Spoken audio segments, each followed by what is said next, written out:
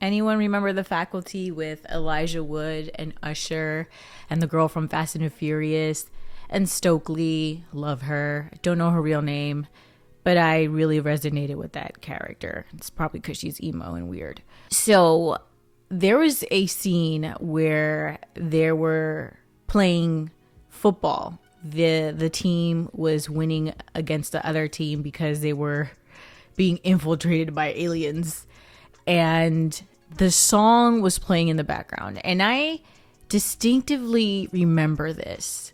I don't know why, but it was something like, we don't need no, I don't want to get, you know what, education, we don't need no self-control. Remember? Hey teachers, leave the kids alone. Like, that was a thing. Okay, people really believed that the teachers were destroying kids. And so I recently saw this video that's going viral. It's making its rounds on YouTube too, of this beautiful ballerina girl who teaches a class of 4 and 5-year-olds, talking about how disruptive and disrespectful her class is. And I completely understand where she's coming from. Me being a rebellious kid, I definitely wasn't the easiest student to deal with. But I did have teachers that I really respected and teachers that I would kick other kids' ass for. So, but I guess I was disruptive in some ways when I felt like teachers were overlooking me or overlooking other classmates, and those were the teachers that I was really difficult with, or teachers that I felt looked extremely just odd, that looked odd, and I just didn't understand why they were there. They did not fit the school. So I could understand dealing with a kid like myself or kids that are disruptive. But what this ballerina teacher is talking about is a whole different level. She's talking about girls that don't want to dance to this classical music that's being played in order to dance to the ballet. They want to listen to Sexy Yee Red, okay? They want to listen to her. They want to twerk to Pound Town and Ski Yeet, and I can understand the frustration. But there are so many teachers that are quitting. They're quitting because they're tired of the abuse. So I'm going to run you a couple videos and you guys tell me how you feel about it, because to me it is scary that teachers are going through this and they feel like no one's listening to them, like no one cares about their plight and what they're going through when it comes to teaching these kids. Everybody's just saying, hey, suck it up. You know what you got into when you got into teaching. And it's like, yeah, but we didn't know we were going to be bona fide babysitters who were going to be disrespected left and right. Or getting disrespected and thinking we should suck it up because you're paying for it. Or your tax dollars are paying for it. Say things or do things that you can't blame them for entirely. I've had students insult me. I've had students body shame me. There were days when I went to school and I just felt invisible. There were days when I would step into my class and I'm the only one there, and my students aren't absent. They just choose not to come. Yeah, that's really sad.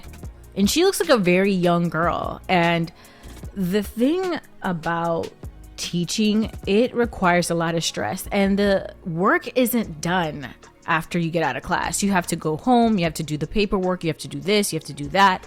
You have to get everything ready for the next day. So you're basically taking work home.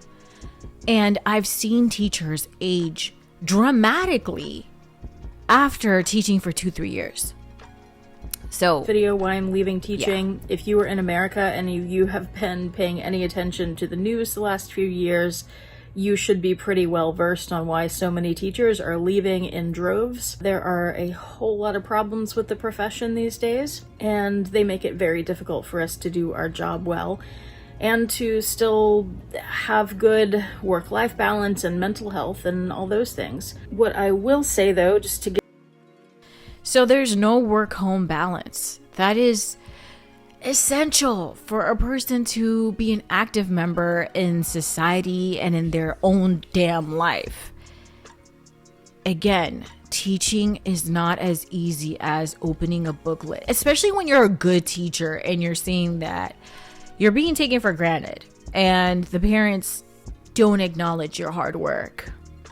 Actually shot while teaching at a school close by.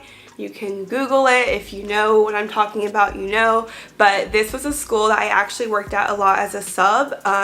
The shooting happened in an English classroom. I'm an English teacher. It happened to people I knew. My friend was the person who got shot. There's just a lot of emotions going on that day, and I just like vividly remember like what I was doing.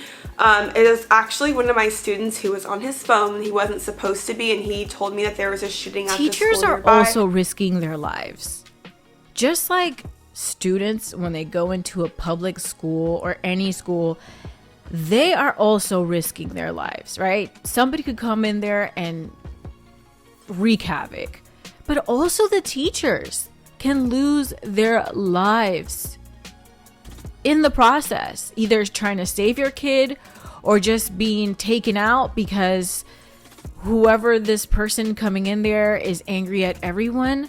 They also risk their lives, and we treat teachers like their life is meaningless, like it's this job that's beneath you. Teaching your kids is essential. It is important for your kids to be able to go out in the world and do for themselves, especially when you, the parent, don't have any time. They are taking the time. Yes, they get paid, but they don't even get paid that much. You guys act like these people are making 200,000, 100,000 a year. And if they are making 100,000 a year, it is not the majority. Expectations that they are going to do it all and then some. It is absolutely no wonder that teachers are leaving the profession. But there is one reason that teachers are leaving that is not talked about in the news or by administration. And that reason is student behavior. Student behavior and the lack of consequences for that behavior is a huge problem right now. And the reason that a lot of teachers are continuing to leave this profession. Just add that to the list of things that need to be addressed and fixed now. Every teacher is complaining about this. While you guys are complaining about, oh, teachers are influencing my kid with this and that, there are teachers that are not doing that. They're just strictly there to teach your kid whatever's on the curriculum and whatever they went home and worked out for them so they can go ahead and have a nice lesson to complete. These kids are not listening. They're disruptive. They're disrespectful. They make your teachers feel invisible. You know, and I know that you guys want to say, no, it's not like that. My kid is a good kid. A lot of y'all's kids are not that nice. They're not that sweet. People always say kids say the most darndest things or that they're the most honest. Some of them are just brutal, dark, and evil, okay? I'm not trying to be harsh, but like I said, I remember being a teenager. I remember being in elementary school. I was not easy to deal with, and there was lots of other kids who were not easy to deal with. And we have to take the workload off these teachers.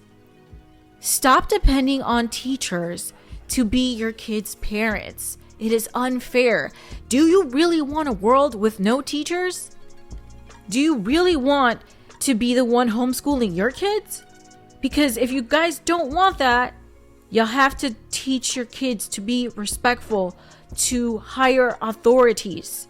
Obviously, if something is unfair or completely out of line, yes, they need to speak up and say something. But doing your curriculum, finishing your lesson, Bringing in your homework on time? Come on. I tell my son all the time, you gotta respect your teachers. You have to, because they're human beings too. They were kids once, and all they want to do is help you. They want to help you so you could help yourself. You being disrespectful and disruptive does not make you a better person, and it doesn't make you cool, because then you're going to be that guy who's 24 years old, balding, doesn't know how to manage money, keep a job, establish good relationships with people, communicate, have a consistent work life. And I'm not saying, life is all about working, but the majority of our life is work. And if you don't know how to be consistent in your classroom, you're going to have problems in other areas in your life. I'm telling you this because I know I was one of those people. And I just want to say, on behalf of these students, or on behalf of class of 2001, I am sorry for the teachers that I've been mean to. Okay? And was super volatile with. I was going through a lot of ish at home. But if I could express that, or if any one of you guys, which I had this wonderful teacher called Miss Bellinger, she did not play with me. She would put me in my place. And she most definitely taught me a lot of lessons about life. Talking about her makes me a little sensitive. She was like this really tall, big blonde, big boob Italian lady. And she had a Winnebago. And I remember I was just so disruptive and I didn't finish my work. And she says, "You think you're so cool? Huh? You think you're going to impress this guy?" There was like this guy that was next to me who was really cute. "You think you're going to impress this guy being this way? You're a punk." Wait, what else did she say? She said a lot of things that day, but I appreciate that she did. I really do. I don't remember what she said, but it was good. It was good. She really kicked my ass. I really appreciate her. And I don't know if she's alive or not, but Miss Bellinger, if you see this video, I love you and I think about you all the time. Thank you for kicking my ass. But I really feel for, I really feel for that ballerina teacher, because, she just wants the best for these kids. She wants them to do something that is gonna refine their lives, and their parents are contributing to the problem. The parents are not seeing the value. And they're not even, they're taking for granted the money they're able to make to pay for classes. But again, they're treating her like a bona fide babysitter. And that's freaking sad. I don't know. When I talk about her, I get a little emotional. Miss Bellinger. So yeah, I really hope that the parents that are on TikTok and on YouTube obsessively see this video, see that ballerina girl's video, and react accordingly and see the error in their ways. Because if your daughters are thinking about Skeet and Pound Town, they are going to end up in not only horrible relationships, but unwanted pregnancies, being sexually active at a very young age, and then the same thing you're complaining about, which is being a parent, you're going to complain about being a grandparent to the children that come out of this bad behavior. Because it's just a snowball effect. All right, you guys, thank you for watching this video. Make sure to like, comment, subscribe, and I'll check you out on the next one. Peace out.